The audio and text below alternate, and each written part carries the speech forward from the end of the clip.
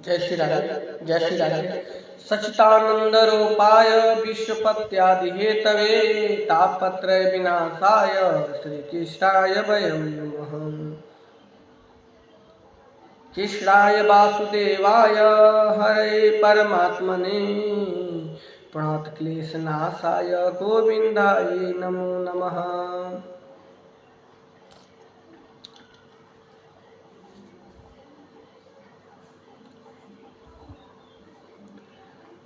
एक राजा के नगर में एक नर्तकी और एक वादक गए और वहाँ अपना वादक सामग्री स्थापित किए और राजा के यहाँ राज दरबार में अपना बजाना चालू किए। नर्तकी अपना नाचना आरंभ की। सुबह से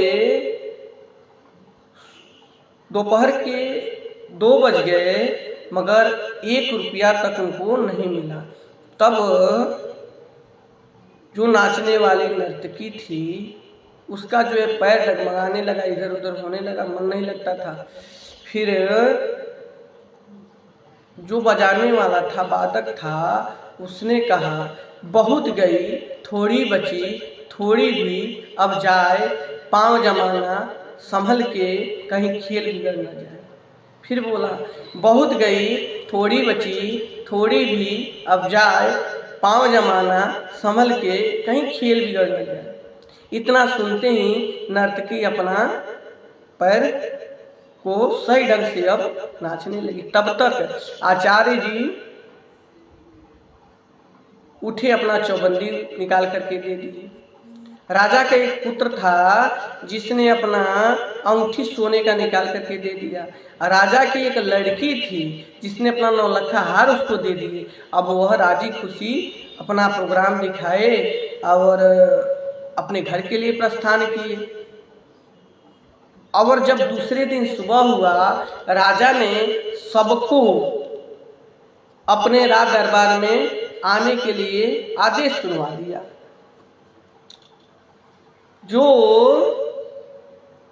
तीनों लोग के ऊपर नोटिस जारी करा दिया। तीनों लोग आपस आए और जो पुरोहित महाराज चौबंदी अपना निकाल करके दिए थे, उन्होंने अपना इस्तीफा लिख करके ले आए हुए थे और कहे राजन, मैंने ना तो उसके नाचने पर दिया, ना उसके बजाने पर दिया, ना मुझे उससे कोई बात अच्छी लगी, मगर एक बात लास्ट में जो कहा बहुत गई थोड़ी बची, थोड़ी भी अब जाए, पाँव जमाना संभल के कहीं खेल बिगड़ न जाए। इतना सुनते मेरी आंखें खुल गई और मैंने सोचा इतने दिन आपके राज दरबार में आपके यहाँ सेवा देता रहा, अब मुझे परमात्मा का भजन करना चाहिए, नहीं तो ये तो गया ही, लास्ट भी चला जाएगा।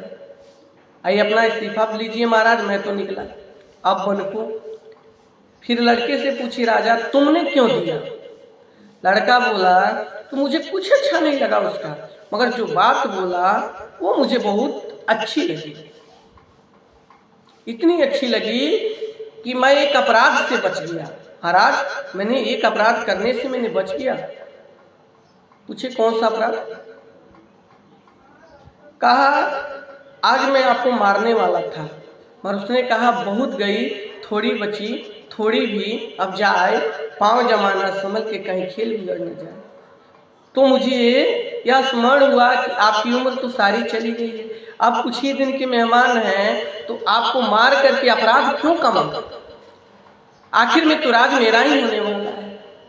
इसलिए मैंने उसको अंगूठी निकाल करके दे दिया महाराज और तलवार फेंक दिया।